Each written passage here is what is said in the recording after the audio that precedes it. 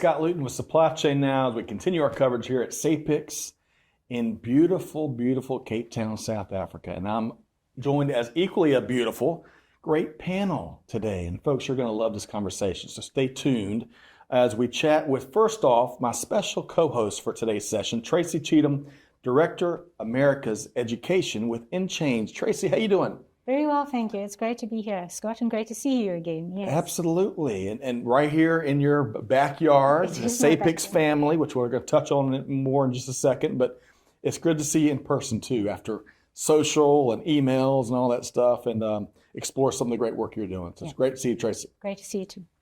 So joining Tracy Cheetham, we've got two outstanding practitioners here, and starting with Lumar Wilken. Lumar, how you doing today?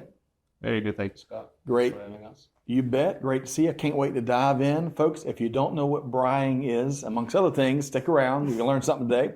But Lumar, great to have you. And Inge Scholtz. How are you doing, Inge? Oh, I'm doing good. Thank you, Scott. Wonderful. And we're going to talk about curry in just a second. Are y'all hungry yet? Are y'all hungry? I'm starving. Between braai and curry, definitely. All right, folks. Y'all are going to learn incredible accomplishments that Lumar and Inge have been doing as it relates to a global case competition, which we're going to talk about in just a second. But Tracy, you know, I like talking food.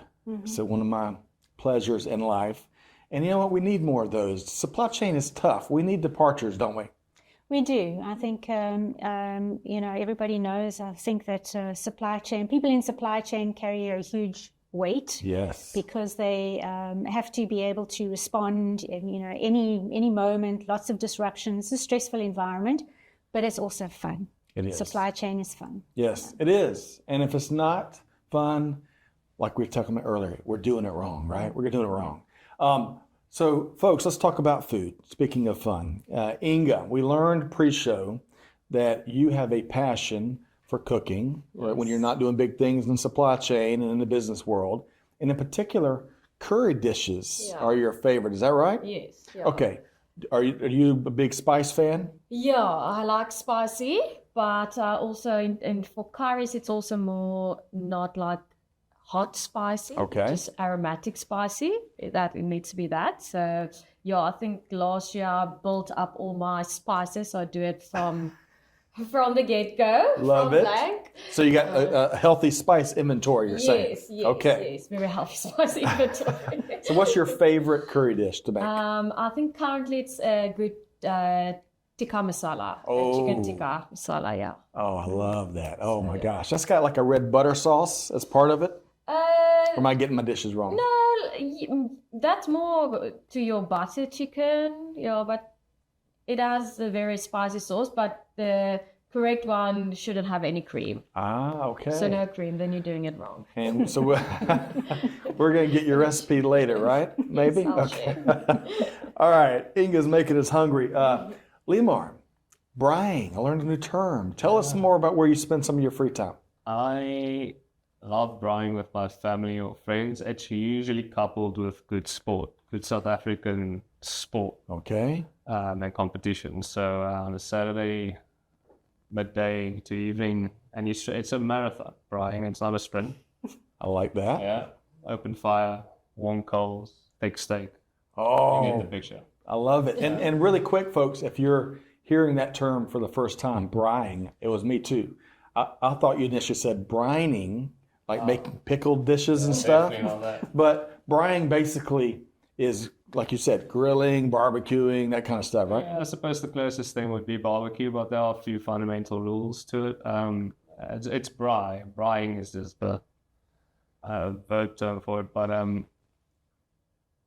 proper wood, big chunks of wood. Yeah, if you're using gas or charcoal, maybe You're cheating. You should adapt. Maybe you couldn't have it, I think, the correct materials. But that's okay. Supply chain isn't easy always. But yeah, we enjoy a good braai. Love it. Because most people do. That's really part of our culture, I'd say. Oh, I love it. All right, we're going to have to hook up after the conference. Braaiing and curry and Tracy, on a somewhat related note, because family is involved in all these activities, one of your passions I learned for the first time is genealogy. Tell us more. Well, it's probably about 10 years now that I've been busy with genealogy, and actually it's such a passion of mine that I have to block off time to do it, because when I get involved, it's a lot of investigating Yes. and go down different rabbit holes, and when I'm following a thread, I don't like to let go until I've solved the puzzle. So I can go without sleep to solve a puzzle. So I have to block off time, because otherwise I would avoid the other things, the other duties that I have, and I would just do the genealogy. So I'm really in love with it. I think it's a fabulous pastime, and I think loads of people should find out a little bit more about their roots. I love that, Tracy. I love that. And I bet there aren't too many problems you can't solve as you dedicate that time. And we got a great place. Limar's probably got a great idea for any rabbits you find in those rabbit holes, right? That's right. Okay. I'm not sure if I shared on the opening that Lumar and Inge are recent postgraduate students at the University of Stellenbosch Business School. And we're going to tell you exactly why that matters, and it's relevant in just a second. So let's do this. What have you been studying at the University of Stellenbosch, Inge? So I did the postgraduate diploma program in business management and administration. Okay. So the easiest way for me to always explain it to people is it's a mini MBA. Okay. So you kind of have built the foundations, and then if you would like to proceed, then you have already built a good solid foundation and you can proceed. But if not, you can just do the diploma as well. Okay. Yes. Those mini MBAs are growing in popularity, right? Yeah. Adds some good, adds a nice distinction to a resume and a CV as you're getting promotions or finding new jobs or what have you, right? Yeah, definitely. And I think time-wise, it's also, it's only a 1-year course, whereas your MBA it's over 2 years. Yeah, or 7 if it's me. And then also, if it's not if you personally fund it and it's not funded through a company you work with, it's also relatively cheaper. Okay, good, good. And I like this vehicle. I need to explore this more. In a mini MBA program, but it's different label at the school. What was it formerly called?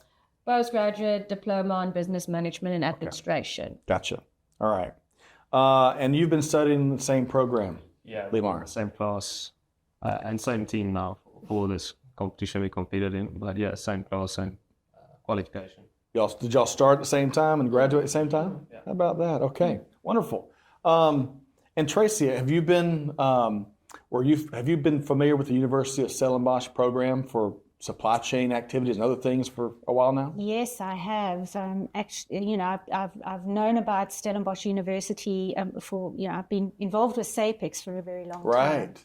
And Stellenbosch University has had a relationship with SAPICS for pretty much as long as I've been involved with SAPICS.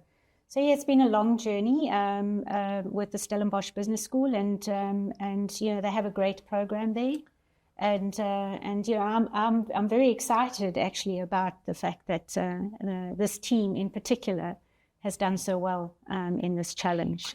Well, we're going to get to that in just a second. That's why we're here. But Tracy, you're very humble. You were former president of SAPICS and did some big things a few years back, right? Yes, from 2003 to 2007. Wow. I was the president of SAPICS, and actually the first woman. Really? At that time, and at that time the longest serving. So I don't think I hold that title anymore, but yeah, it was a very good foray. Great support from the SAPICS board of directors. Some tough challenges also at that time. But every board I think goes through some tough challenges, and I'm really pleased to be still involved with SAPICS. I'm a lifelong member now, and I come back every year. I did miss the COVID years, but I'm here every year for the supply chain conference. And it's SAPICS' 47th conference. Wow. And SAPICS is 60 years old next year. So, wow. Yep. How about that? Long Folks, history. you can, first off, thank you for your leadership, your hands-on leadership, and the tremendous impact you made. And then secondly, folks, if you want to learn more about SAPICS, sapics.org, I believe, is the URL, doing great things across the African, or the supply chain ecosystem across the wonderful continent of Africa. Lots of countries and communities and walks of life represented. Okay, So let's get into, we've been teasing this too long. Now we're getting into it. The Inchainge Fresh Connection Global Student Challenge. I get that right, Tracy? Yes. Okay. So let's define things. So this is the competition that Lumar and Inge were just referencing, and we've been referencing the whole time. Let's start, though, with kind of laying out the basics. Tell us about this challenge, Tracy. So this year was our 11th year of this Global Student Challenge. The way that students participate initially is actually through their business programs. So just the same way that Inge and Lumar and their team participated was through a program at a university. We have approximately 35,000 students per year going through the programs at roughly 100 different countries. 35,000 students. Yes. And how many countries? Over 100 countries.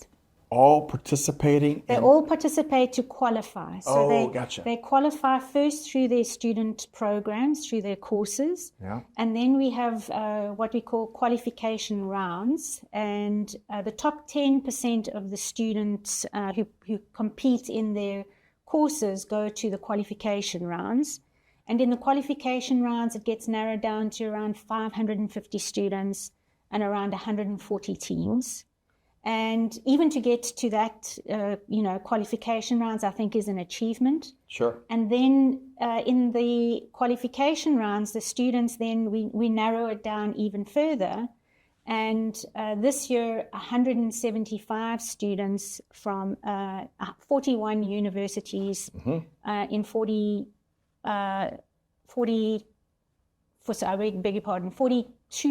universities from 41 countries participated this year. Okay.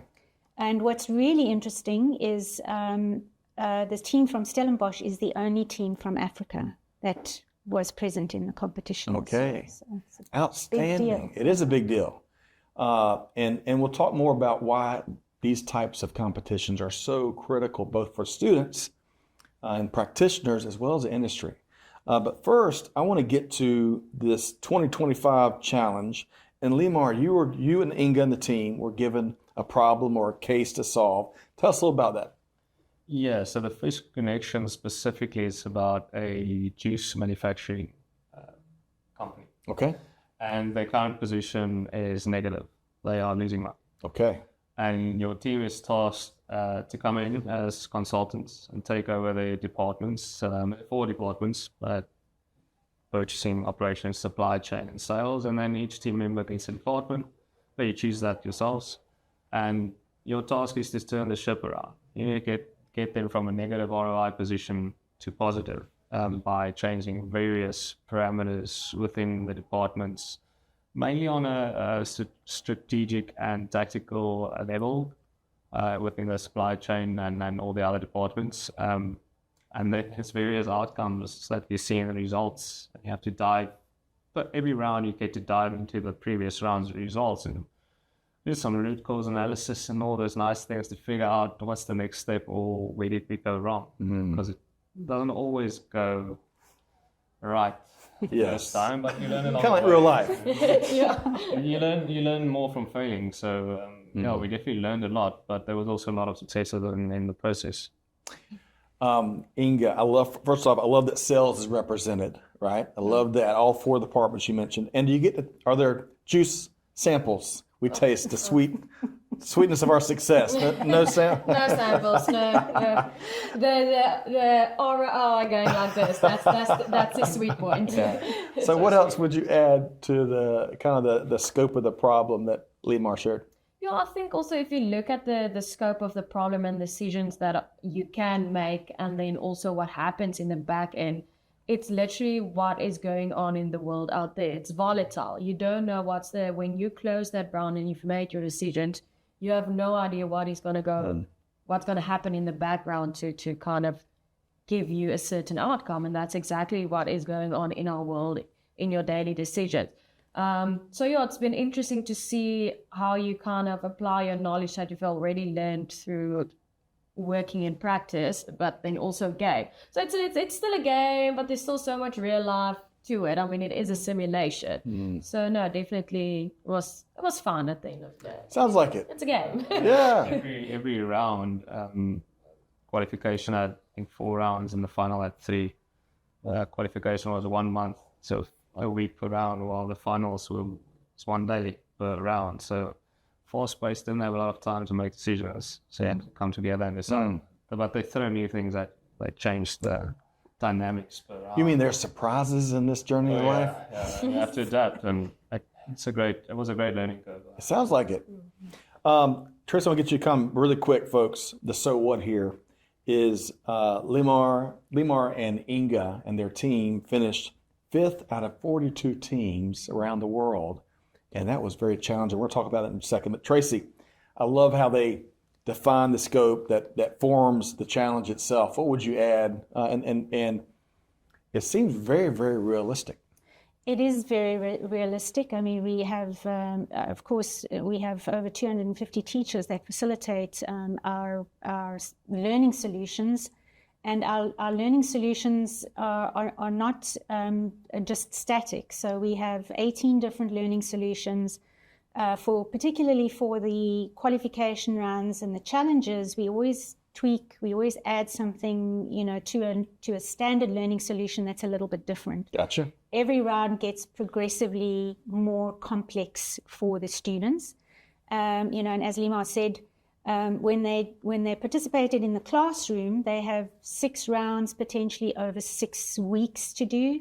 In the qualification rounds, it's 4 rounds over 4 weeks. And in the final, it's 3 rounds over 5 days. Okay. So, compressed. Very compressed. Yes. And the challenge also adds a little bit of a different element because we ask the teams to submit a presentation. So they have to, like they do in the boardroom in the real world, they have to defend their results. I like that. I like it. And what's more important is that the team, Martisap Mafia from Stellenbosch University, scored the highest result in that presentation section of the competition. Wow, and this is y'all's colleague. Is that right? All 4, because there's 4 members in the team. So Okay. we missed Darren and Books. Yes. Okay. And each member of the team has to present. So it can't just be one person presenting. They each have to take responsibility and they each have to present. And this team scored, there was a tie. There was one other team that scored the same, but it was the highest result in the presentation portion. Love it.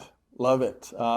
Communication is so critically important, whether it's supply chain or anything else in this life we're on, right? All right. So now that we've defined the problem, which as we all know is really important to do, right? It's tough to solve if you don't really know the problem or solve. What's that great old quote? Maybe it was Charles Kettering. My paraphrase is because I'm going to butcher it, but a problem well defined is a problem half solved. Have y'all heard that before? Mm-hmm. Okay, so we know we're up against.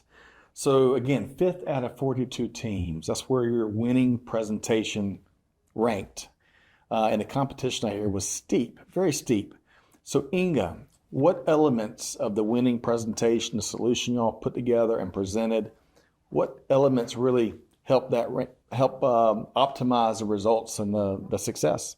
I think definitely, like Lumar also earlier mentioned, it is very strategy based. So I think from the get-go, we kind of had this thing, the way we're going to go about it is no matter what, we're always going to have product to supply. So if it comes at a premium or we're holding too much stock, we're going to have product to supply. So that was kind of our strategy. So we were able to align it over all 4 departments, which is important. I mean, you can go either way about it and still get a good ROI as long as you make sure your strategy pulls through all the departments. So I think that was definitely one aspect of it. And like Tracy mentioned, we were able to deliver a very good presentation. So that definitely also got us to 5th. I love it. And if I heard you right, Inge, whatever it took, whatever you went through, whatever challenge you heard, you were going to make sure you had inventory to sell. Is that right? Yes. Love that. What would you add to what we heard there from Inge, Lumar?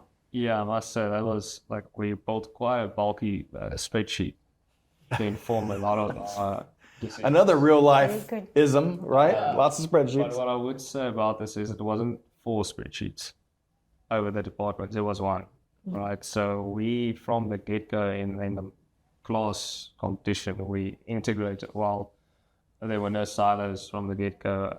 It's not always easy as organizations get bigger, but that was something which I felt carried us through. Communication was seamless. And the strategy seemed to work as well. For the presentation, we just said keep it simple. The presentation was to the board of directors. I'm not trying to tell the organizers how to play the game, but really just addressing the board and tell them as consultants, what did you do? How did you go about it? And what's the look ahead going to be for this company that we've now put in a good position to succeed going forward? Sweet and simple, and obviously that Resonated. resonated Yeah. with the judges.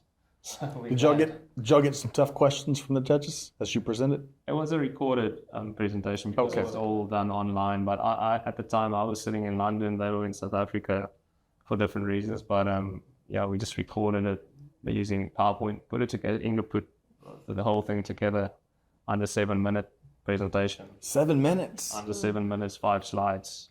Big Goes impact. quick. That is even more challenging. Yeah. I can't put a deck together in less than like 40 slides, you know. No, we had like everyone no more than 2 minutes, no more than a minute and a half.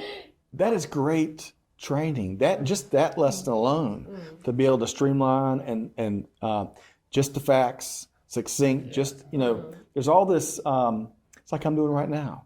I can't say my name in less than like 5 minutes because I'm including all the stuff that doesn't matter. And when you're talking to board members, folks that have 50 meetings a day, 7 minutes is about all you're going to get. Yeah. Definitely, yeah. Tracy, I'm going to check in with you really quick before we continue on with Lumar and Inge. I'm going to ask them what they would change maybe for the next challenge. Shed some more light on this clearly winning presentation. Now, okay, what's the inside joke? Am I using the wrong language? That's definitely. We're proud of our presentation. Yeah. It helped us climb a few ranking spots there. Really? Yeah. Okay. Yeah, the presentation is a really important element that we've added to the Global Student Challenge in the more recent years. And it's really also because we believe it's not just about the results. It's about the teamwork, it's about the team communication, and we really are in the business of developing supply chain talent. And it's important for teams to be able to collaborate with each other, collaborate on their decision making, have a clear strategy in mind. And the presentation is challenging. We know 7 minutes is not easy. But it's important for teams to understand what is the message that you want to portray and whether you failed or not. So even if you failed, you need to be able to defend your position. Yes. And say, what are you going to do to address this if you failed? So you need to own it and be able to convince the board to continue with you, even if you haven't had a great result. So it is extremely challenging, but very, very happy that it really does teach the students that in business you have to be very clear about the message that you want to carry across. Yes, clarity is indeed a superpower, and you don't have to be born with it. You can develop it, just like clearly you are continuing to fine-tune your communication skills. All right, so let's do this. The billion-dollar question, right? Reflection is such a powerful force in life. And Lumar, I'm going to get to, there's something I'm not getting to that Lumar is getting a chuckle out of, and I'm going to get to that by the time we wrap this episode. But when you reflect on the experience and what you did, what's one thing you would change next time you go through a challenge? Having gone through it, you kind of now know what the game entails. You know what works. You might not know exactly what will get you in the top 10, but you know what works. So I would try and stretch. I would be a bit more radical in what I try to do. Okay. So I would kind of remove entire product lines and see if you condense your operations, would that actually increase your profit or not? Are you trying to overstretch for not a lot of gain? I don't know. But that's something I would definitely try and just stretch the analytical, not scope, but reach of what's possible. Maybe play it a little less safe. Yeah. 100%, especially in the early rounds. Look, if it doesn't go great, you're likely out of the competition. But we done pretty well already. So next time I would definitely try and be a bit more radical in what we try and do. I like that. I like that. The power of risk reward and how we're constantly having to evaluate that as you get to each checkpoint, so to speak. Inge, how about you? What's one thing you change? No, I feel the same. Would have been a bit more risky. Remember, there was a money prize on the line as well. So we kind of went for that.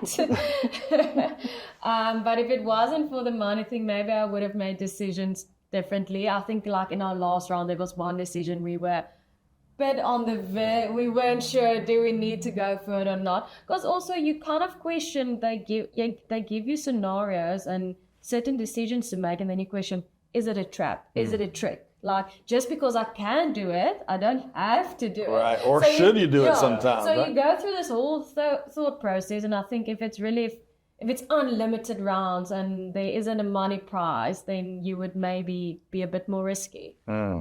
I like that. Tracy, your quick comment here about playing it less safe, I guess. Well, we actually, very often remind the teachers that facilitate this in the classroom that the objective is not necessarily the highest ROI in the classroom. Okay. In a competition environment, highest ROI obviously really counts, but in the classroom, you want to encourage the students to take risks because that's how you learn. And it's quite an interesting phenomenon, but my background is using the simulation in a corporate environment. And in a corporate environment, in all the games that I facilitated, it's very clear to see that the teams that fail hard and fail fast are very often the teams that do very well at the end. Interesting. The learning curve is exponential. They have the highest learning curve when they fail. Okay. So in the classroom, you actually want to encourage students to take more risks in terms of the decisions that they make. Yeah. Tracy, I love that, especially as an entrepreneur, right? Where everything, no matter what you do in life, everything is not going to work out. And if it is working out, you're probably not taking enough risks, right? You're not getting out of your comfort zone. But you're absolutely right. We learn so much. And I think you said it, Lumar.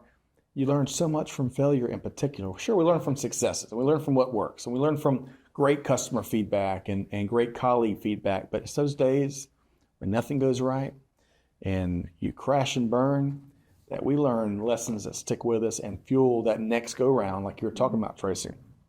All right, it's really important to mention as part of this overall challenge and journey, Professor Johan Lowe could not be with us here today. Hate to miss him, but we'll catch up with Professor Lowe soon. He had a critical role, and maybe some other teachers did as well. Tracy, what was his role in this challenge and this team's efforts?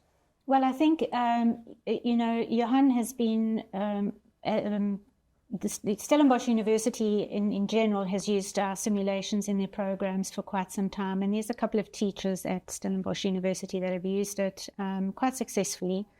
Professor Van Eerden told me last year that some of the students from his program recounted to him afterwards that they actually went through some very successful interviews from a job placing perspective because they were able to talk the language of supply chain and all the different elements of supply chain quite easily. So it makes a good conversation. And Professor Lowe, he's very dear to my heart because I've known him for a very long time, and I know he takes, what he does in terms of his teaching, he really takes it to heart. He really wants his students to do well, and he participates. We have teacher training, we have teacher discussions, panel discussions, and he's an active participant in that. He's always looking for different ways he can bring the new elements of the simulation to his students to elevate the level of understanding and level of thinking in supply chain. So I'm thrilled to bits that Stellenbosch, his team is here. Yeah. Well, clearly we need more Professor Lowe's and folks that think like him out in the industry, kind of a lot of those qualities that you're mentioning. So we look forward to reconnecting with you soon, Professor Lowe. Inge, comment on the support you're getting from great academic professionals like Professor Lowe. Yeah, I think from the graduate program with postgrad we did last year, like besides the academic side of it, like the network of your professors that you have, that kind of, they're your mentors, that your colleagues, all of that. So having people like Professor Lowe, I think, wanting to still connect with us because, we did the program last year, but the competition was only this year. He stayed connected. He wanted to know what's going on.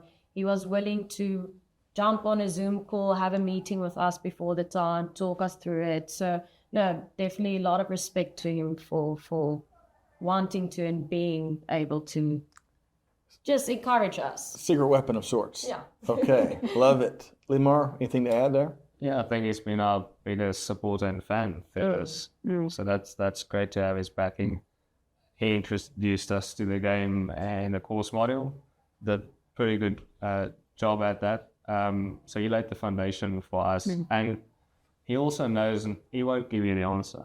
He won't even, well, maybe point you in the direction. But he's going to tell you, hey, stretch a bit here, stretch a bit more, without going into analysis paralysis, as you would always say. So he's a great teacher in that regard, letting us figure our own thing out as well, but guiding us along the way. So kudos to him. Love it. Love it. Well, all right, so let's do this. Tracy, I want to circle back. Let me get all y'all's comments here. Tracy, how important, I've always believed challenges like this, student case competitions and a kind of a similar twist, plant tours for students, these types of programs are critical not just for students and practitioners, but the industry itself. Speak to that if you would. Well, I think in supply chain in general, problem-solving skills and communication is a big part of, and technical skills, data analytics and that sort of thing is a really important aspect, for students, and also being able to make decisions under pressure. So competitions is a really great way to have all of that featured, and just in industry, we had some studies done recently where, let's say the learning outcomes from the supply chain programs and what industry requires, and there's a gap in terms of what industry requires and what we actually see in graduates from an outcomes perspective. Okay.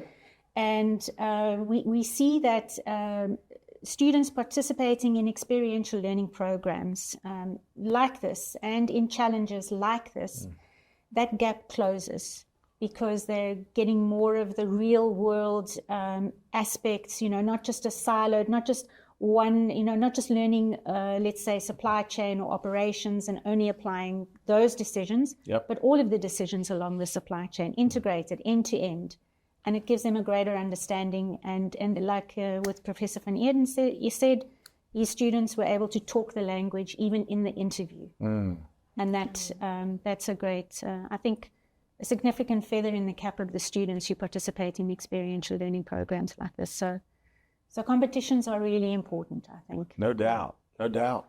All right, so I got a two-part question along these lines for you both, Inge and Lumar. Inge, let's start with you. Tell us, if you will, what you do in global supply chain, right? And then also tell us, as a follow-up to what I was asking Tracy, how is this beneficial in your practitioner journey? So since after my undergrad, I've been in this my role in supply chain was from a sales side, still is. I also work in the food and beverage industry, so this game juice manufacturer company. So I first-hand experience all these problems that have been given to us in this game as well. So so that's where I fall in the global supply chain. The importing materials, having raw materials available, having finished products available, operations, all of that. So I sit on the sales side. Yes, I only work with the customer, but if there's something wrong in that chain, I need to go, please explain it to the customer. So that's where I've been sitting in the supply chain. Sorry, what was the second part of the question? Second question. First off, now I know why you weren't running out of inventory since you're a sales leader. Now it makes sense. But secondly, given all of that and given your professional journey, how do competitions like this one help? It definitely helps to, especially if you use it the right way, like Tracy mentioned, taking those risks. In the real world, you're not necessarily going to take that risk because maybe the position you are can't absorb the risk you're going to take. Right. So being able to, in a simulation like that, play around and see what possible outcomes can hopefully make it easier for you, or you can explain or defend your decision making that you do. So I think that's why these type of games are very important. And then also I've seen it, like I said, because I've been working in a supply chain environment, and this game has been very real for me in terms of the setup and company-wise and all of that. Seeing other people opening up that and have no idea what's ever going on, because your classmates that you sit with work in a bank, they have no clue about raw materials, shelf life, etc. So it's so interesting to see how those. I just feel it's good for them to also know what's going on. Yeah. As you were sharing that, what came to my mind is discerning decision-making Olympics. And when you go through this, as especially rigorous and in a competitive environment, it does help. It there's a ripple effect across everything else you're probably doing on your journey. Lumar, same two-part question. What do you do? What have you been doing in global supply chain, and how does this competition help your journey? Yes, I've been doing zero in the supply chain. Okay. So backstory. There's always a backstory. Construction industry. I've been a structural engineer for quite some time. So construction industry, it's a supply chain in itself, getting a site ready to be constructed. But if we had this conversation a year ago, everything would have gone over my head. So in quite a short amount of time, being exposed to a lot of information in a structured manner, in an academic manner, in a guided manner was phenomenal. It's really it is a fast track educational experience. And it just really opened my eyes to the supply chain industry, and I realized that it does excite me a lot. So we'll see what the future holds. Going to business school, getting that qualifications, a step into career course adjusting, one would say. Okay. Into consulting or supply chain, I don't know yet is the honest answer, but there's definitely a few more doors open, a few more possibilities, and I know a lot more now than I did a year ago. So. Watch out. Watch out. We'll drive for it. Oh, good stuff. All right. Let's see here. I want to make sure we ask this question here. So we're here in Cape Town, where I think we've got professionals from over 50 countries this year, if I'm not mistaken. And as they leave here, they'll go back to all parts around the globe, and they'll be talking about their experiences. What's one thing about the supply chain ecosystem across this wonderful continent of Africa that you hope that they'll take back to their communities and places and homes and businesses? What's that one thing? Inge? I think we need to accept that we unfortunately are, we aren't just Africa here on our own. Unfortunately, we have to make use of resources from around the globe. Unfortunately, especially there's nothing that is not just, there's so very little just from South Africa. Even if it is something that's just produced here, I promise you there's one line item that comes from somewhere else. And then if we have stuff that we produce here, we want to get it somewhere else as well. We want to grow our economy, we want to grow our workforce. And with that, you get saturated here. So then you need to make use of the rest of the world out there. So I just think we need to firstly accept it, that we need to make use of each other. We shouldn't exploit each other in a supply chain sense. And I also think supply chain, it's people still try to box it. Yes. But it's not a box anymore. I think you can put supply chain to any industry, any job, somewhere that is part of your responsibility, somewhere you are part of the supply chain. Whether it is if you then work in a bank, yes, it's then a money supply chain. So it's very it's difficult. We play this game, and someone think it doesn't. It's not going to help them, but I think in the bigger sense of things, if you can see the bigger picture, then you are part of a supply chain somewhere in your life. I love that. So if y'all hear out there, the folks that aren't in supply chain, don't box us in, right, Inge? Don't box us in. But also don't box the wonderful, very diverse continent of Africa in. And I tell you, if there's been one common theme through all the conversations we've been having here, is the immense innovation and opportunity and people and technologies and business opportunities across this wonderful continent. So, and I think we're illustrating yet one more wrinkle to the story right here. Lumar, how about you? What's the one thing you hope, one thing you might want to dispel, or one thing you really want folks to spike the football on, or put an exclamation on about the supply chain ecosystem across Africa? I would say that the people in Africa tend to be creative problem solvers. So don't just accept that they're not necessarily capable of supplying something, or that they can only go to this type of ceiling if you expect something from them. They've been solving their own problems for years. So give them the opportunity and build partnerships. I think for long-term sustainability, that's so crucial. Because as we've seen, any investments you make has a ripple effect in that community, and sustaining that is extremely important for long-term success. So that's the only thing I'd say. I like it. Tracy, how about you? I'm interested in kind of hearing your perspective. You've been a part of the supply chain ecosystem or community or family, whatever you want to call it, across Africa, across the world, really. But what's one thing people need to know more about what takes place here on this continent?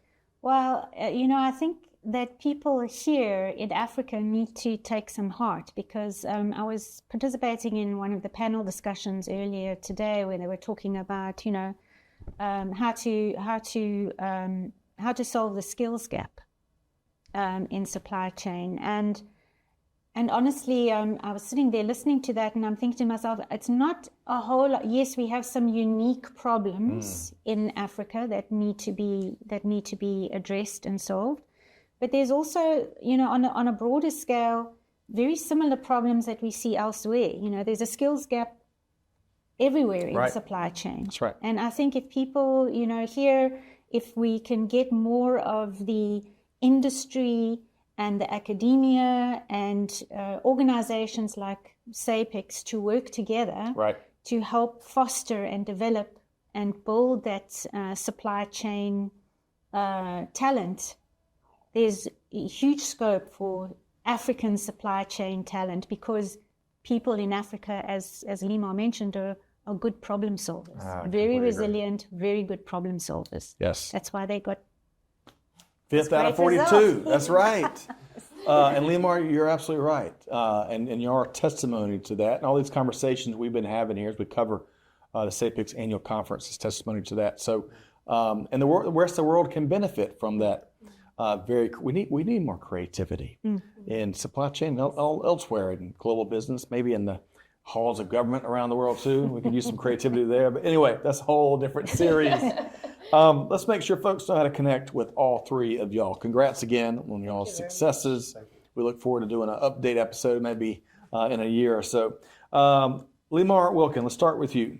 Again, Lumar and Inge, both with the Stellenbosch University Business School, recent postgraduate students.